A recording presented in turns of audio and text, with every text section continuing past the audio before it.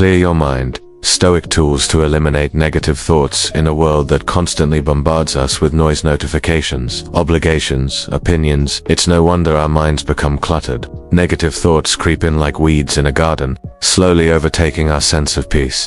Anxiety about the future, regret over the past, resentment toward others, frustration with ourselves. All of these form an internal fog that blinds us from living with clarity and strength. But there is a solution, not one born of motivational slogans or trendy mental hacks, but one that has stood the test of time for over 2,000 years. It's found in the ancient philosophy of Stoicism, a set of principles used by emperors, slaves, warriors, and thinkers to cultivate inner peace in the face of chaos.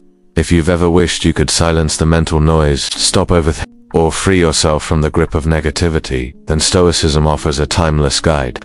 This is more than a self-help trick. It's a mindset shifter, way of life that rewires how you perceive the world and your place within it. Let's dive into the Stoic tools that can help you clear your mind and eliminate negative thoughts one practice at a time. Distinguish between what you can and cannot control. At the heart of Stoicism lies a simple yet revolutionary idea: control the controllable, accept the uncontrollable. This is known as the dichotomy of control, and it's the foundation upon which all other Stoic tools are built. The ancient philosopher Epictetus put it plainly: some things are up to us and some things are not. You can't control the weather, the economy, other people's opinions, or the outcome of events, but you can control your own actions, your judgments, and your responses. The mind becomes overwhelmed when it tries to control everything. The Stoic solution: draw a clear line between what is within your power and what is not. Invest your energy only in the former. Tool 1. The control audit. Whenever you feel mentally overwhelmed or emotionally disturbed, pause and ask, what part of this is under my control? Write it down. Separate the noise from the signal. Reclaim your power by focusing only on what you can influence. Practice negative visualization. This Stoic practice may seem counterintuitive at first. Why would you deliberately imagine bad things happening? Because doing so prepares the mind and removes fear. The Stoics believed that expecting adversity helps us build mental resilience. If you mentally rehearse setbacks, losing a job, facing criticism, dealing with illness, you're less likely to be caught off guard. More importantly, negative visualization shrinks the perceived size of problems. When you imagine the worst-case scenario, you often realize it's survivable. The mind stops catastrophizing. Tool: daily visualization. Each morning, take 5 minutes to reflect. What could go wrong today? How would I respond with courage, calm, and virtue? Not being pessimistic. You're training yourself for reality, and in doing so, you eliminate the anxiety that comes from uncertainty. Master the art of reframing. Stoics taught that it's not events that disturb us, but our opinions about them. This means the stories we tell ourselves about failures, rejections, or challenges create the emotional suffering, not the events themselves. Change the story, and you change the feeling. Marcus Aurelius, Roman emperor and Stoic philosopher, wrote in his Meditations, if you are distressed by anything external, the pain is not due to the thing itself, but to your estimate of it, and this you have the power to revoke at any moment. Tool: cognitive reframing. Faced with a negative thought, ask, is there another way to see this? What lesson can I extract from this situation? How would a Stoic respond? Turn problems into training. See insults as tests of patience. See loss as an opportunity to practice letting go. See delays as chances to build endurance. Reframing breaks the loop of negativity and gives you agency over your mind. Live according to nature. In Stoic terms, living according to nature means living with reason, virtue, and alignment with your human purpose. It means being the best version of a rational, moral being. When you stray from this path, when you act out of impulse, fear, or greed, your mind rebels. You feel guilt, shame, confusion, but when you act in line with your principles, you feel peace, regardless of the outcome. Negative thoughts often stem from living out of alignment with what you know is right. Tool: return to virtue. Ask yourself, am I acting with wisdom, courage, justice, and temperance?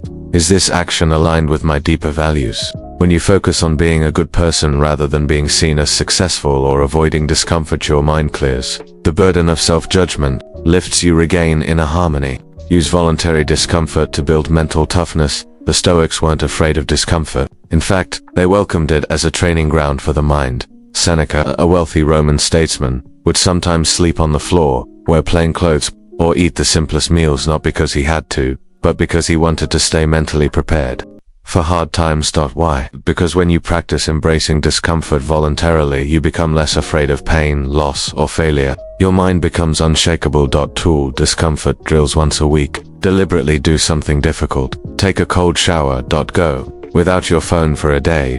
Walk instead of drive. Each act of discomfort is a rep in your mental gym. Over time, you'll notice fewer negative thoughts. Why? Because fear shrinks when you train for it. Journal to externalize and reflect. The Stoics were prolific journalers. Marcus Aurelius's Meditations was essentially his personal diary, never meant for publication. Why did they write? Because writing helps you confront your thoughts, examine them, and make sense of them. It's a way of taking the mental clutter and organizing it on paper. Tool. Evening reflection at the end of each day. Write, what did I do well today? Where did I fall short of my values? What can I improve tomorrow? This daily habit clears mental residue. It helps you spot recurring negative patterns and work through them proactively. Memento mori. Remember, you will die. This might sound morbid, but to the Stoics, remembering death was a way to fully embrace life. Marcus Aurelius reminded himself, you could leave life right now. Let that determine what you do and say and think. When you face the reality of your mortality, petty concerns fade. You stop obsessing over things that don't matter. Negative thoughts lose their grip because you realize how little time you truly have. Tool mortality meditation. When you're anxious or stuck in negativity, say to yourself, I don't know how many days I have left. How would I act if this were my last week? Let death be a motivator for courage, for kindness, for presence. When you live fully, you think clearly. Practice amor fati. The love of fate. The Stoics didn't just tolerate misfortune, they learned to embrace it. Amor fati means love of fate. It's the practice of saying yes to whatever happens, not with resignation, but with purpose.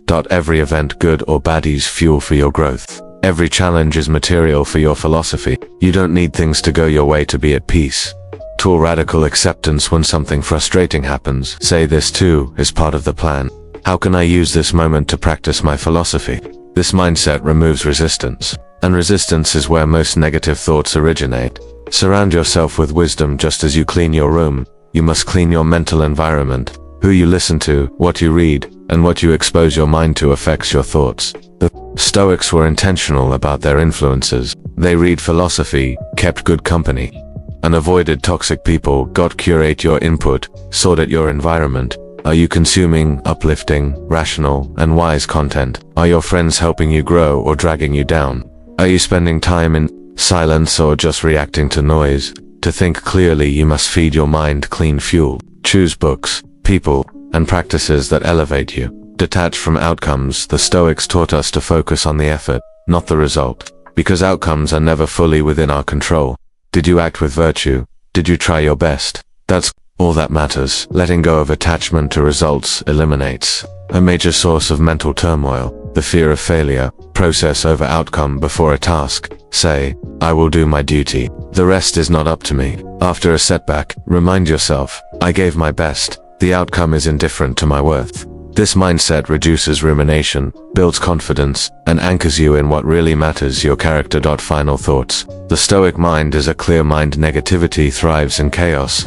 It grows in the shadows of uncertainty, fear, and irrationality. But Stoicism brings sunlight, clarity, discipline, peace. You are not your thoughts. You are the one observing them. And with the right tools, you can shape them, clear them, and rise above them. Control what you can. Accept what you can't. Reframe your obstacles. Live in alignment with your values. Prepare for adversity. Reflect daily. Remember mortality. Embrace fate. Curate your inputs. Let go of result.